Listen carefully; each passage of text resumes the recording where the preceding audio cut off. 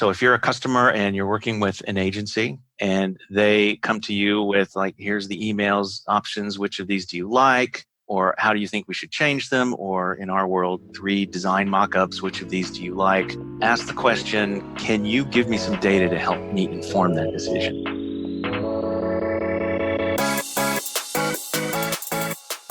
Hey, what's up, everyone? This is Jeremy, founder of QuickMail.io. Hey, and this is Jack from emailsthatsell.com. Today, interview. Hey, Jack, just before we start, I've been doing some thinking lately. You know, our podcast won't be legit until we have a sponsor, right? Okay, but haven't we been turning down sponsors? I know, but it's hard to recommend something you and I don't use often, and we're already promoting the crap out of our services. Fair point, but what about the course we just released? Wouldn't you recommend that to our listeners? Yeah, for sure I would. All right, so how would we start? Well, for starters, I wouldn't mention that it took us over a year and 3 trips to Japan and Switzerland to record the thing. All right, let's not do that. But at minimum, I would want to mention where they can find the course. Like, let's put it to, I don't know, course.quickmail.io. Would that work for you? It works, and then I could share what a few of those early students had to say about it. Like the one from Damien, who said it was by far the best course on cold outbound I've ever taken. Or what did Chris say? The week on sales research and targeting prospects blew my mind. Yeah, we definitely want that in there. Yeah, I like it. It's kind of too easy. You know, people always say nice things when they get results. And at some point, we're going to have to come up with some hard sell copywriting materials of our own. And you know, I'm not that great at that. So I don't know, what would you put on the page? Okay, how about this?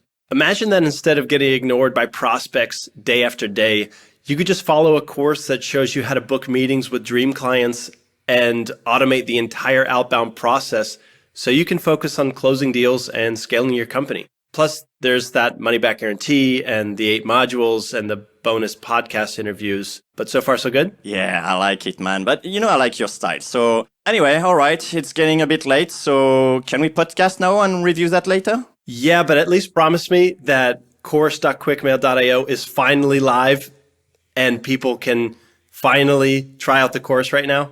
Yeah, sure. I already put it live, and just so you know, I added that special price we discussed about for our podcast listener, and then we can leave it here until, you know, we're happy with the landing page. Sounds fair enough? Yeah, let's do it.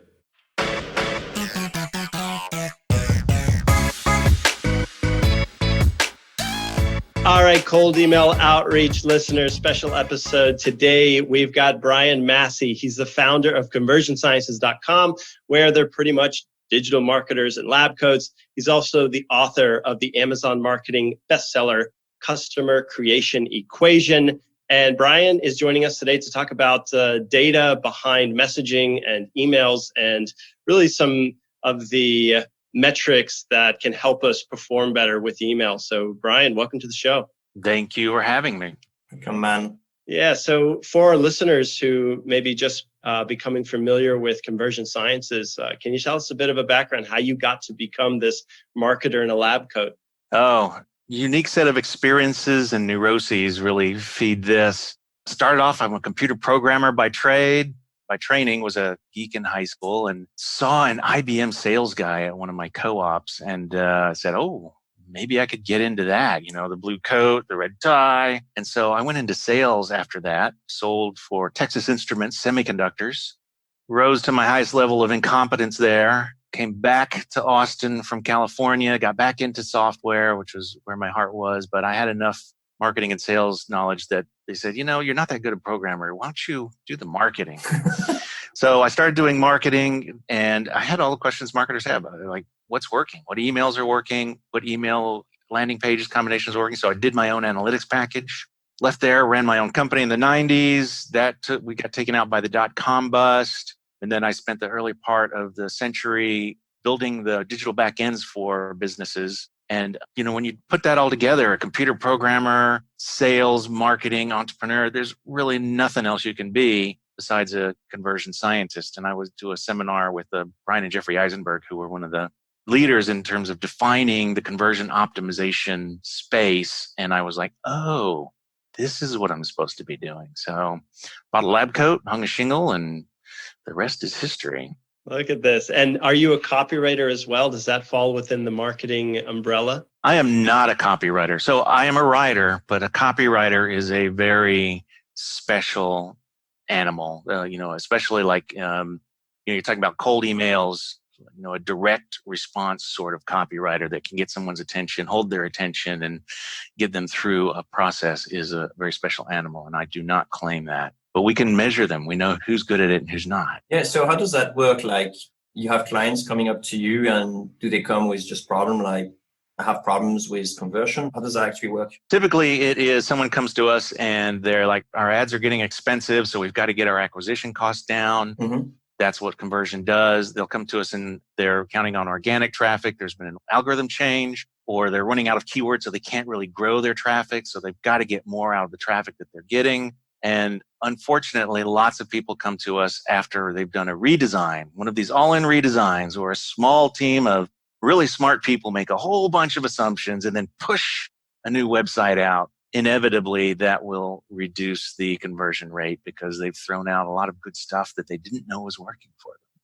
That's when we get involved. We work with established companies and we take them to another level. We add to their growth equation. So I'm curious where email falls within this. So people may come to you with an existing list, both, let's say, inbound, organically grown, and maybe otherwise. Talk to us about how you can tweak email so that it has better conversions. Maybe we'll just start from the email topic broadly, and then maybe we'll travel closer towards cold email. Honestly, we do probably 75% of our book right now is e-commerce sites, small catalog to big catalog e-commerce sites, selling both to businesses and consumers. The ones that are really doing well have figured email out. A lot of e-commerce companies see this as an afterthought, like a little gravy or something. And you can't look at it like that. So when you're converting, there's nothing better than getting another shot at somebody who's high in the funnel. They're not ready to buy. They come around and leave. We want to find ways to grow that list. And in certain circumstances, like if you're in the off season, you don't have a lot of buyers. If you have a highly seasonal business, that's a great time to really focus on building your list so that when it starts coming back, you've got potentially interested buyers that you can start reaching out to. So email is an integral part of it. And we typically get involved after we've started working with a client. We're like, oh my gosh, you haven't spent any time on your abandoned cart email strategy. You haven't spent any time on how you're gathering, something as simple as an exit intent pop-up that asks for an email in exchange for content or a discount. So we get involved in sometimes implementing those things completely.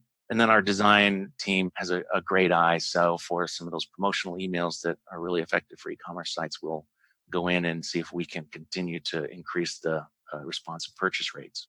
Yeah, I feel like for e-commerce or otherwise, just having the stock standard email campaigns in place, even if they're average or you just grabbed a template from the internet, if you put them in place, you're halfway there. I mean, we've run campaigns when we were doing traditional email marketing where we said stuff like, this is for a client who hadn't reached out to this list in over 6 months. So we just sent a re-engagement email. It's like, hey, we finally got back to this email list. We're going to put content on X and Y. So if you're, still interested in that, stick around. If not, it's easy to opt out. That email alone brought them more sales than they had that whole quarter just because they weren't sending anything. Is that your experience? Yeah. And, the mistakes that people make is not sending enough, not sending frequently enough. So you can't send a abandoned cart email a day later, and especially not a week later, but we see people doing that. And you don't send just one, you send 3, 4, 5, and you test your way into that. But, we start off with pretty aggressive, like 5 sent every day. First one goes out immediately. And it's a mix of promotional stuff that's already in their cart, primarily for e-commerce sites. We just find just like kind of short to the point emails work when you're cold emailing. Promotional emails tend to work really well. There's a caveat here. So we're measuring just the near term. So we're click and buy sort of a thing. So we're only getting those people for whom that email had an immediate effect. The email over time is going to have a larger effect. So we want to watch metrics like your revenue per recipient over time to see if you're increasing that. You can have a kind of a static immediate buy, but you can see that you're improving things over time by what the overall long-term effect is. Hey, I'm thinking this is actually a pretty neat metrics. Have you ever tried that, Jack, in your business? Like, revenue per number of prospect that goes into the funnel. Is that actually what you're doing, or we still use the, positive replies and stuff? That's interesting. So I might apply that when they are in like maybe an opportunity. So they've become a sales qualified lead. I've had a conversation with them. And then out of the opportunities, maybe looking at the lifespan of that client and seeing how much they were worth so that I can go and target better next time. So I said, oh, this kind of client was really good. Let's go find some more like that. But on a step one, apply revenue to prospects that enter the funnel. I've never done that. Now, Brian, maybe you can weigh in and tell me if that would be smart or a little bit of a distraction for a cold email campaign. We optimize for both. And, in the world of mobile, sometimes it's hard to buy. It's harder to buy on mobile for two reasons. Number one, thumbs and small screens and digital keyboards. And plus people just do dumb things like ask for an area code in the US and don't put up the numeric keypad, or ask for a credit card number and don't put up the numeric, just whatever we can do to make it harder. And the other thing is people are on their mobile phones in different environments. So they are waiting for a table. They are killing time while they're waiting for their kids to get home from school. So there's this kind of lean back sort of a situation.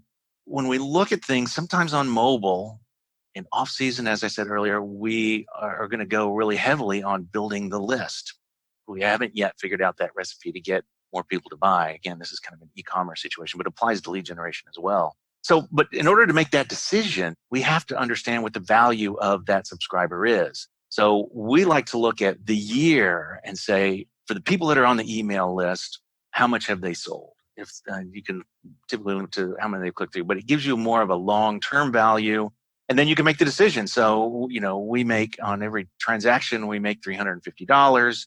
We know if we can get somebody on the list, we add 50 cents to the bottom line. So you really do have to know what that number is, and you have to be able to calculate it on kind of a rolling basis. So you know if you're doing better or worse. I'm thinking with cold email, Jeremy, I'm interested if you're on the same page with me here. We almost always are, but let's just see. For cold email, I would imagine 98% of us will add prospects to a particular campaign that runs, say, 2 months. And then when said campaign is done, we go back and tally up the results then and basically burn that list. It's very rare that somebody will take a list that has been sent through a cold email campaign and revisit it either by assigning it to a need team member or just coming back to them 6 months later. Mm-hmm. So we may actually have a shorter time lag between start and then figuring out what that revenue per prospect was. Yeah, definitely that wouldn't be a year. I think I do see, especially with the new version of QuickMail, we improved the ability of re-engaging prospects, just because we had a lot of requests in the past about like, hey, how do I re-engage prospect? And I think this is something that happens more and more frequently. And I think this is a good thing, because way too often, like your email you were mentioning about re-engaging the prospects, it's an easy low-hanging fruit. They were already signaling in the past that they would be interested potentially in your service or in whatever you have to offer. So it's a low-hanging fruit. But if I never replied to you, am I still low-hanging? Am I still someone who signaled interest as long as I didn't opt out? No, absolutely. I think the way people re-engage usually is they grab whoever actually replied to a campaign and then they reassign it to a different campaign 6 months later down the line. Whoever replied. Yeah. Yes, exactly. I mean, that's the easiest way to do it. And yeah, honestly, that brings a lot of revenue straight away. It's an easy thing to do. Like for people who replied saying, hey, I'm kind of busy, maybe circle back with me Q2. There's two ways. There's either those ones that says like not interested, but you can always come back with, I think it's a 9-word or the 16 words, whatever. It's just like, are you still interested in X? The 9-word email. Still interested in topic ? Right? I mean, it's an easy one to do. And honestly, we should do it like every 6 months or every year. Like, just coming back to this list of potential buyers that signal interest, somehow raise their hand one way or another. Yeah, no, I don't think you should ask still interested in cold email services, for example, to someone who just said like, hey, I'm swamped, maybe come back to me in 6 months, because that'd be inappropriate. They did not tell you that they're interested. that's only good for people who said, hey, let's have a discussion, or maybe they filled out a lead form and disappeared on you. Yeah, I'm thinking demos at this point. Like I've done a demo to them and they say, hey, this is interesting, but maybe not, or they haven't made a decision. They didn't pull the trigger. I think that's. Yeah. Brian, anything on this like conversation on circling back to cold prospects? Well, yeah, I mean, what you guys are talking about is, segmenting your list based on behavior. Yes. Which is really smart. In the kind of the response where we're following up on someone who's already been to the website, not as cold as you're talking about, but yeah, understanding if they responded to a lead magnet, they left something in their cart, or if they responded to a discount offer, really important. And if you're tenacious and can craft something different for each of those, it's going to work really well. Yeah. In terms of win back, always remind them what you were talking about, even in the subject line. We talked about that's good. So-and-so, and if that's still a hot item for them, something that they've let slide or it's coming back up, then I think that's most likely to get read. Brian, do you have any stats on how well these re-engagement campaigns work with, say, abandoned cart, or on the B2B side, a lead that filled out a form and just disappeared? Any metric or ballpark that can tell the listeners how effective that might be? I really don't. I only have our own experience, and we have a really low re-engagement rate. And we recommend that our customers clean their list regularly. We typically don't get involved in that.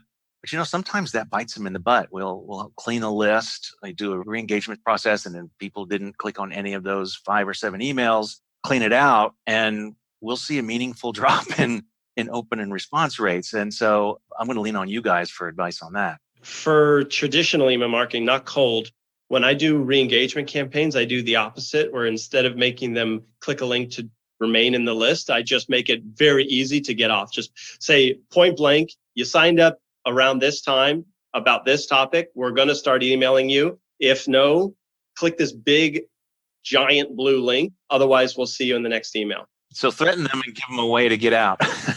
Oh, yeah. Like kind of squeeze the list of anyone who would be like, oh, gross marketer about a topic that's not relevant. Great. Please leave. And the other thing we've done is just continue after we send that message and then take a look at the last 4 messages that went out. Anyone who didn't open that message, they get the boot, or they get demoted to a warm up or just like a tier 2 list where we'll message them, 6 months later to see if we should delete them or not. I've always been uneasy with this sort of strategy for marketing because I've always had image turned off on my, on my email client. So you will never see me opening any email, and you'd get deleted from me. Yeah, well, that's fine. Jack, how can you? How dare you? How dare you? Man, you're really busting his walnuts. Yeah, looks like it. That's right.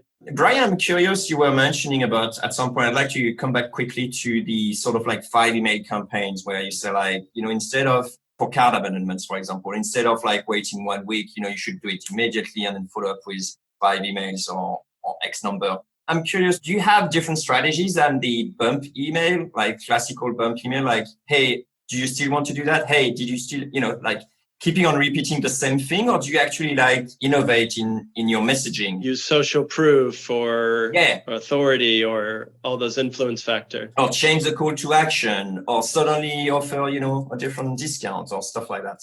In terms of the promotional emails we're sending? The one on card abandonments, for example, like someone want to buy something, doesn't, he received the email obviously saying like, hey, maybe your computer crashed or I don't know, but hey, your stuff's still here. Maybe here's a coupon, whatever. Yeah. But then I understand the first email. What do you put in the, for other emails? Yeah. So one of the strategies that we like, there's a couple strategies. So if they're in response to a lead magnet, like here's some awesome content in exchange for your email address, we like to start off with a series of emails that has all of the points that were in the lead magnet. So go ahead and lay it out for them because we know most of those lead magnets don't actually get read, but they had the question. So we're providing value and give them a chance to apply to an upsell or product. I'm going to jump in here. Do you mean you take the content from the lead magnet and chunk it out into 5 or so different emails that actually talks about what's in pretty badass. I love that. Yeah, that's genius. It doesn't have to be cut and paste, but what's the point that, what are the 5 points that were in your five reasons to do whatever? I love that. When we're doing abandoned cart strategies or responses to, discounts and things like that, but we didn't get a purchase, we like to take into account the personas. So your list is made up of a bunch of groups of relevance. And the Eisenberg brothers did a great job of really providing something simple. So if you don't have personas, and most people don't, you want to make sure that you're sending to one of these 4 groups. So there's people who will make decisions logically and emotionally, and people who will make decisions quickly and deliberately. And so those people, like your cold emails, are generally going to get the attention of somebody who's in a competitive mode. They're going to make decisions quickly and logically. So they're going through their email list. With this group, you've got to have a what's in it for me. So I think you guys probably favor this group. Something that what's in it for me, that's relevant for me. I'm either going to, move on or respond to that right away. If they're going to make a decision emotionally and quickly, they're spontaneous. So they're just looking for a reason to take action, and they might click on your email but not be qualified. Of the deliberate people, if they're going to make a decision deliberately and logically, they're methodical. They need to really understand everything before they're going to take any action. And then emotionally, deliberately, those humanists, they're interested in how they're going to feel if they reply and who they're dealing with. So they're more relational oriented.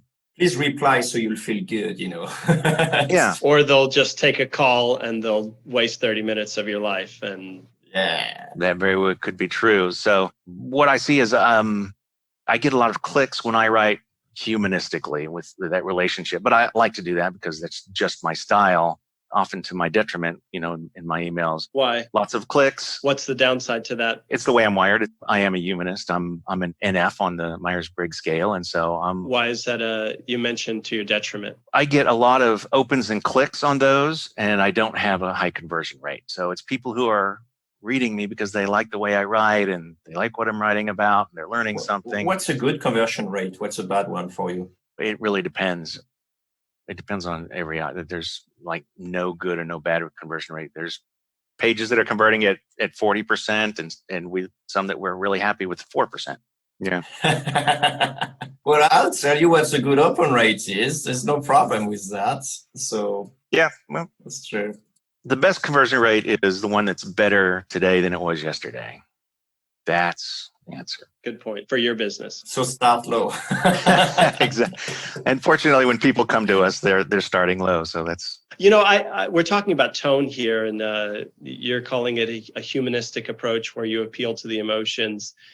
I don't believe there's a more effective long-term strategy for producing content than to make somebody trust you and like you through your words. You do that, you're going to be a very happy marketer, in my opinion. And I don't think pitches or cold facts do that as effectively, even though, like you said, some people want to see the feature list before they'll make a decision. I think what trumps that in terms of connecting with future customers is writing so that they get to know you and want to buy you a beer, in so many words. Yeah. And so there's another metric that we want to look at here, and that is sales cycle. So if you are only marketing to the humanist, for instance, trust is really important for us. We're all inbound. We don't do any outbound sales. If somebody sees me speak at a conference, wearing the lab coat and all, it will build an immense amount of trust, and they will reach out to us within 18 to 24 months. But that's some of our longest term customers come from that cohort. So you also want to get those competitives where if you put the right what's in it for me in the subject line or in the opening of the email, they're going to take action right away. So you don't just want to focus on any one of these 4. And so I think, again, you want to decide what groups of relevance you're going to go after, because you may not want any of those spontaneous guys who are just always curious and looking for stuff to click on. The methodical is the same way.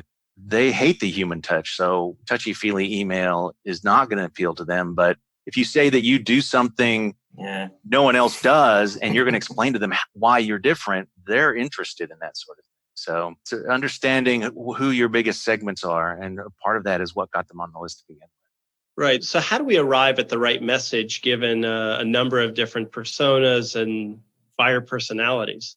Don't get too wrapped around the axle. So, in a 5 email series, you can have one that appeals to each, or you can repeat those. If you want to simplify it even more on the e-commerce side, we like Roy Williams here at the Wizard Academy, an interesting business school here in Austin, talks about relational versus transactional buyers. So you can just bifurcate on that. Transactional buyers their biggest fear in the world is spending $1 more on something than they could have. They see shopping as part of the fun, a full contact sport. They're going to research everywhere, and they want to be the experts. So deals, discounts, the little spinny wheels that are popular on websites these days. Transactional folks love those. It's a game. I have to do something to earn my discount.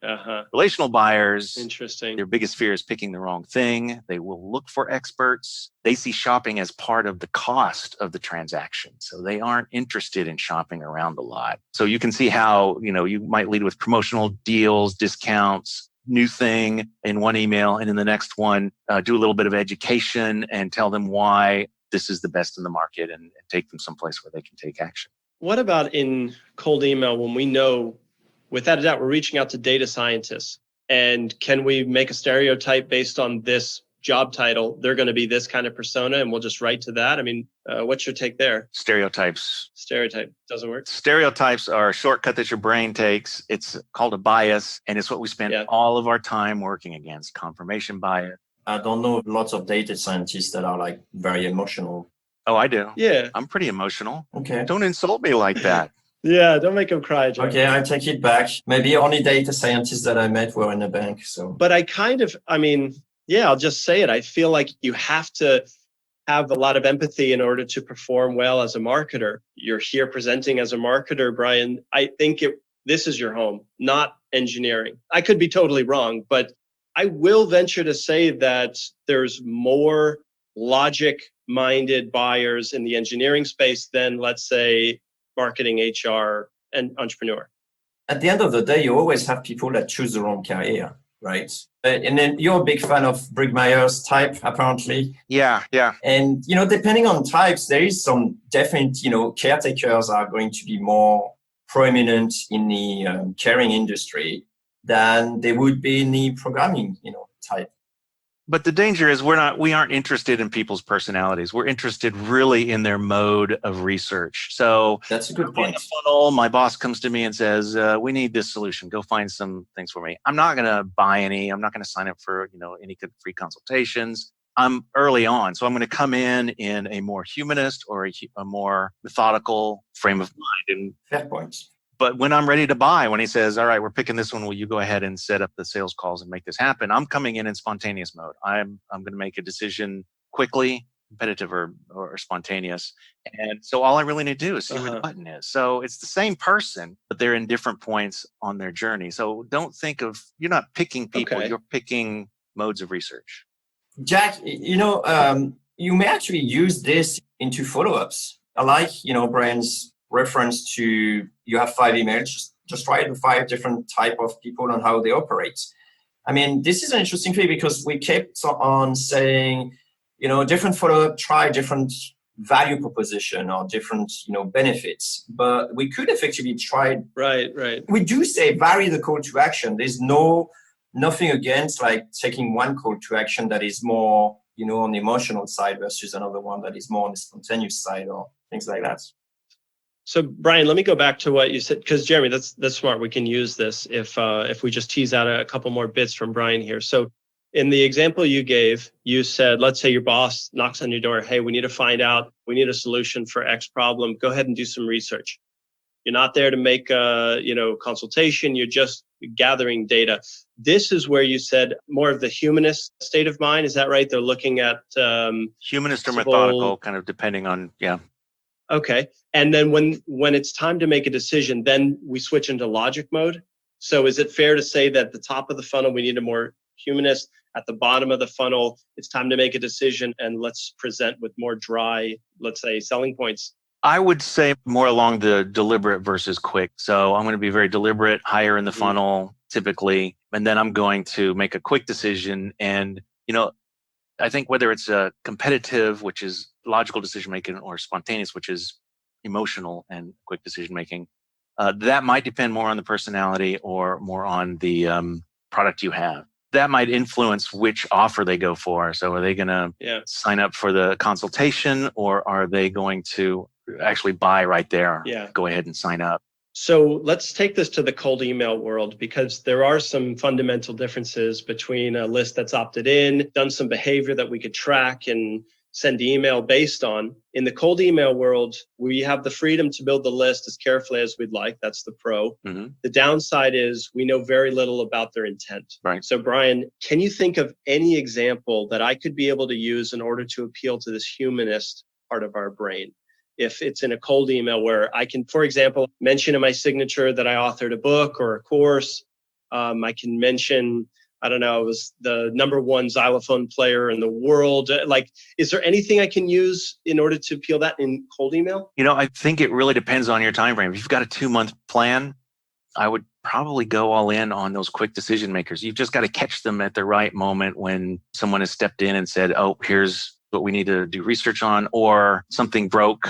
So one of the most important parts of the trigger is the persona is not the demographics. It's what triggered them to reach out to you at this moment. Am I remodeling a bathroom? I'm going to approach a plumbing email very differently from if I've got a leak and it's ruining my wood floor. So same person, different personalities. Right. Makes sense. So I think if you want to go humanist, you are, again, building trust. It's really important to them. And the methodicals, they need to understand how everything works already. In other words, they need to know the answers before they reach out. But that's not possible to give somebody all the answers before they just click reply and say something like, sure, go ahead and send me more details, Hey, but Jack, some people keep on mentioning that, they send very long email and they do have some leads. Maybe that's those type of people. Long emails, in the cold world, again, I think you're trying to find those quick decision makers because your relevance is impacting them, and you're walking away from everybody who'll have that issue next week or who had that issue last month. The long form requires such a talent to get it right. I mean, it's like doing a sales letter. That's right. It's like doing a visual video sales letter. There is a certain way of going about that. And if you miss any piece of it along the way, it doesn't work. So it's harder to do direct response long form. But that, with those methodical and humanist folks, that will get you them in the longer term because they will already trust you. Mm-hmm. And I should be clear, when we're doing cold email, it's still very much possible to have success, even if you have a 2-year sales cycle. So what it generally could look like, let's say you have a very small market, maybe there's 500 companies that are possibly a fit to do business with you. Mm-hmm. You may take an approach where it's like, I'm just going to do. One tactic that people are doing today is that they'd invite them to a podcast where they would interview them, ask them questions. And when they leave that interview, they've connected with a potential buyer in a very small market with a very large potential deal size. And it's just top of mind now so that they can re-enter the conversation 3 months in the future saying, hey, it was good to talk about X. Maybe we should explore how your company is dealing with X. And so I mention this because it's not so transactional with cold email. We may just be sending emails to get a response, to start a conversation with ideal prospects, only to close a sale 18 months from now. And that's still a win for a cold emailer. So does that change any recommendations that you might have for our listeners? It doesn't, because you're still trying to get that first contact. And so there has to be a heightened level of relevance for that person to start into the funnel. There might be a long sales cycle, but you're still optimizing for some sort of a interaction, right? Let me give you an example. So Brian, what if I sent you a cold email that said, hey, Brian, we just interviewed a friend or colleague of yours, Pep Laha. We're looking for our next data-driven marketer to join us on the podcast. Would you like to join? And now that you're on the show, you mentioned that you don't do outreach, but if that ever crosses your mind, there's a chance that our names will pop up and that you may re-engage us in the future. So that is a strategy to close sales, right? So to get you hooked, though, it was just as simple as inviting you to the show and whether or not it was worth your time. So I think a lot of cold emailers are using the fact that they have a long sales cycle, and just the fact of getting in the room, getting their foot in the door with the right prospect can be a huge benefit to their business. So I think there are some small things that can start this conversation without even thinking transaction. Jeremy, am I saying that correctly? You have anything to add or subtract? I think you both had very valid points, and depends. I mean, at the end of the day, it will highly depends. I mean, at some point, Brian, you mentioned timing. I think timing is huge, and that may actually just really impact on how that is received. So yeah. I get people on the phone all the time. They're like, oh my gosh, I've been reading your emails for 4 or 5 years now. Love them. And then I heard you on, this podcast, and now we're ready. And I'm happy, totally happy to have that. But I always ask, what took you so long, Yeah, it's timing. It's like, if tomorrow you have suddenly someone asking you hey, do you know any good experts in cold email outreach? And it's like, oh yeah, I was just talking to them yesterday, But, in a month's time, 2 months' time, we're all news, dude. Like, I need to remind you, I need to send you an email or, whatever. We're starting a project right now where we're doing cold email outreach. We want people who are ready to get on the phone with us, and we're not interested in anybody else. So that recipe is short emails, competitive language. They'll probably check our website, but most likely haven't heard of us, so we can't count on the trust. And for cold email, that's often what you're trying to accomplish. So going after those quick decision makers it makes sense. I have a question for you, Brian, especially about this campaign. Do you actually use personalization? Because for us, personalization is like putting soy sauce on a sushi. It makes the flavor much better. Do you actually use personalization? I've played with personalization, and I can't really say that I've had any definitive advantage in just starting with their first name. I've always collected the first name in our list. I have to stop you here. When we are talking personalization, is that, Brian, love the episode you did on a cold email outreach podcast with Jack and Jeremy. Oh, okay. And then you got the rest of the email. Yeah. We have not gone that far in. I'm interested to know how you guys do that at scale, but VAs.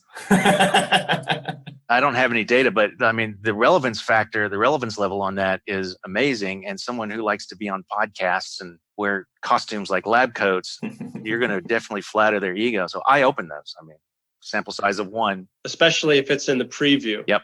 2-line preview is on it. Yeah. Again, groups of relevance. If at the time you're not product relevant, you can be situation relevant. So I think, whatever you can do to find that relevance. And if you're going after, you have a longer time frame and you're going after a more of a relational thing, those sorts of things, I think for humanists will work great because that's very personal, right? Somebody took some time. Yeah. Tell us about the groups of relevance. I'm interested. How many different ways if it's not just on the product, tell us more about that, because I think if you're relevant with your cold email, you're going to have a much easier chance to get that reply. And if you also have some resources that people can check out, I mean, also for the humanist and things like that, I think that'd be useful. So I would absolutely recommend the book Waiting for Your Cat to Bark by Brian and Jeffrey Eisenberg. Nice. I do a chapter on it in my book. So I talk about homepages and landing pages and really what kind of website you're designing. So it's kind of a foundational book on conversion optimization. So those are 2 good resources to start off with. Again, we never optimize for a human being. We're optimizing for segments. Conversion optimization is aggregating segments. Because of the nature of A/B testing, that we need large sample sizes, we're generally trying to find those biggest segments that like this particular way of approaching things. But if I may interrupt on this one, isn't actually the ultimate segmentation to have one person, and therefore you come back to personalization? That's back to personalization, right? So if you can do one-on-one personalization like that and do that kind of research on everybody that you're sending to, fantastic. It's going to be very effective. It's hard to do at scale, and it's hard to do when people are visiting a website, because we don't know that much about them. You generally know a little bit more on email. Maybe creepy even. It's like, hey, Jeremy, it's like, where do you know me from? It's going to get creepy. People are always like, they were just talking about something like, we were just talking about whiskey. And suddenly I'm seeing whiskey ads in my newsfeed. Now, what's actually happening there is the AI is doing a really good job of figuring out about when you're going to be interested in that sort of thing. They're not listening to you. That's a little scary, right? Well, the AI is just some VAs in the Philippines. So, but I want to get back on topic here, Brian, because something that's come up in the podcast many times, and I feel ill-qualified to give a definitive answer for, is testing within cold email. So if we've got a segment size of 250 prospects, Is that nearly enough to decide if one of two emails outperformed the other? I mean, are we joking ourselves when we say we can test with 250 people doing stuff? Depends on what you're optimizing for. So if you're optimizing for conversions on the landing page after the click, it becomes a little bit more difficult because, at each step, there's fewer and fewer people. Yeah. And the key to testing is having enough conversions to test on. If you're just looking at click rates, the number of people that click through. Reply. We just care about reply. Just reply, like, okay. Reply rate. Reply rate, and you're not going to be looking at the number of people that actually end up taking a call after they reply or that pick up the phone after they reply. Good point. No, I'm really just curious about the reply rate because I understand the deeper we want to go, the higher that prospect number has to be. And long story short, I believe in hyper segmenting. So I would rather send to 125 prospects at a time than 1,250. So what's that minimum number, Brian, if I just want to say, all right, which message outperformed the other? Yeah. Can I do that with 250 prospects? Only if the difference is big. So when you're comparing one thing to another, That's right. difference between your control and the other thing is what statistically gives you the difference. Now, no, 250 is probably not, if you have, a 5% reply rate, that number is just... Call it 15. 15% reply rate. It's still going to be too small a sample size. So you kind of want to get in that 100 reply. So how many do you have to send to get on average about 100 replies? And even with that number, if it's a 10 or 20%, Taking it on its head. Yeah, if it's a 10 or 20% difference, that may not be a big enough difference for you to really rely on that. So there's confidence calculators out there. Pep was on the show. Pep has a great confidence calculator that you can plug those numbers into to get an idea. But what we always do is make some assumptions, and it tells us how big of a sample we need for our A/B tests on a website. It's the same thing applies to email. So smaller numbers, you have to have 100% difference to really say, all right, I think we can. What's the danger? Let's say I send 250 people on an A and B campaign. The danger is I may have 15 replies in one and 5 in the other, and I may make a call saying this is the better campaign when it's in fact not. Right. That's the danger. If you let that run to a larger sample size, because in small numbers, we see the numbers jump around, the positions change. Okay. So our listener is in their car and they're saying, what the hell, Brian? Does that mean I should stop testing? What do you have to say for that person? That's a good one. Yeah. So I have two thoughts. So if you only have 250 people on your list, the extra work to do 2 emails is probably not worth it. With this caveat, as your email list grows and you start to get bigger lists, you want that skill set. So you want to be able to very quickly decide what you're going to test. You got to, with email, you've got to test kind of larger things, subject line, long form copy, short form copy. Am I going to introduce scarcity in the copy? Things like that, because, over time it changes and offers change and things like that. So don't make any decisions if you have a list of 250, but you should certainly play with it. Until you get 100 replies total, then you can look at stuff. If you can get 100 replies per variation, so you're sending one in the control, if you're sending a variation, if you've got 2 variations, you want to angle for 300 replies on average from all. I like also this idea because it makes sense. Like you're going to look at replies for replies. It's like with this version, I got 20 replies. With this one, I got 40. Then, okay, let's go with the 40 replies because I want 40 replies, not 20. It's nice. Yeah. Well, and with testing, you can begin to see some effects. We use content in our business, and I recently did a test where I had for our mobile visitors. By the way, all emails read on mobile. You guys probably know that. Where I had a big read button, so it was easy to hit for mobile users, and instead of the title with a link in the copy. And so I tested that against the other, and what I found out was when I put the title in, many more click-throughs to the content. But the ad at the bottom of the email that said, hey, do you want a free consultation, was a 3x drop. So I'm more interested in those people hitting my landing page, my free consultation landing page. So I might give up some additional visits to the site. So you can begin to see some of those kind of effects. Yeah, it's important to keep in mind what the end goal is, right? It's not really those clicks. Yeah, optimize for the right thing. Right. Mm-hmm. Right.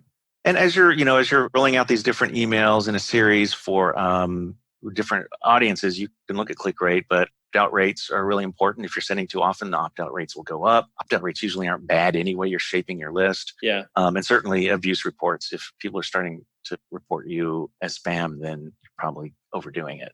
Brian, you've been in the conversion space for a while. You've got to consult with some really big companies doing exciting things here. I'm just curious, when you think about your experience as a whole, what's the one glaring obvious thing that most of us marketers should know about? We really haven't grasped it yet in terms of communicating better and converting more of our ideal customers. I think in general, if you're a customer and you're working with an agency and they come to you with like, here's the emails options, which of these do you like? Or how do you think we should change them? Or in our world, 3 design mock-ups, which of these do you like?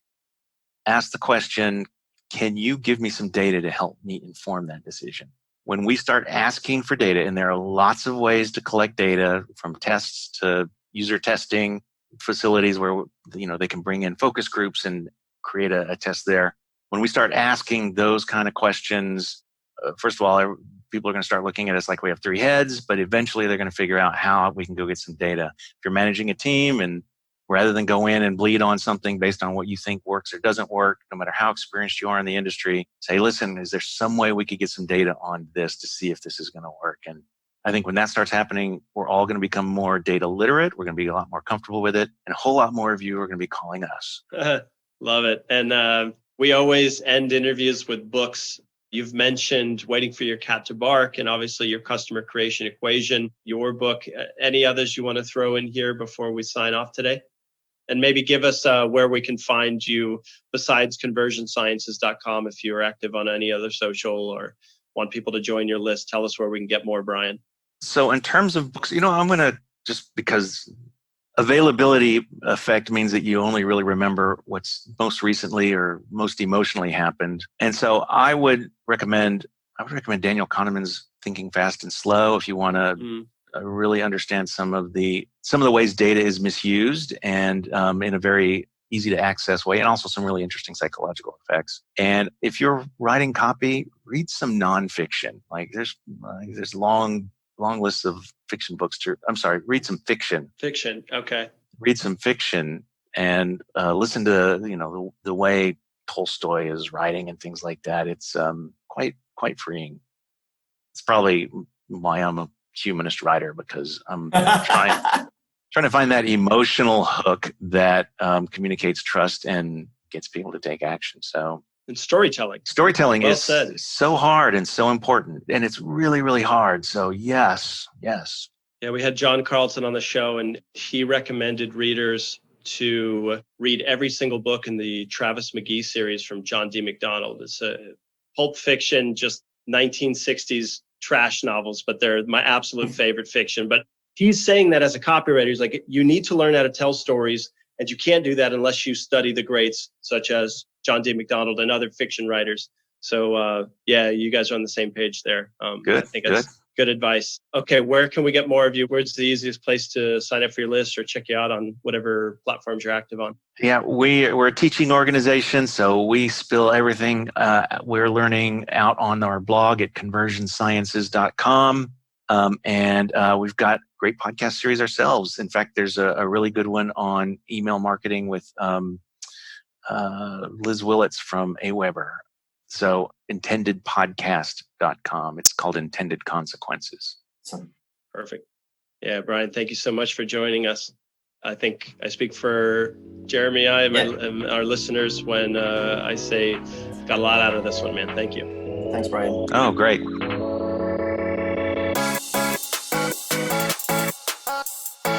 Hey, cold emailer. Yeah, you. If you got some value from this episode, give us a high five by sharing a 2-sentence review on iTunes. Or Stitcher, or TuneIn. That works too. It's a quick way to help other growth-minded folks like us find this podcast, so they can send awesome emails and make everyone's inbox a better place. Thanks.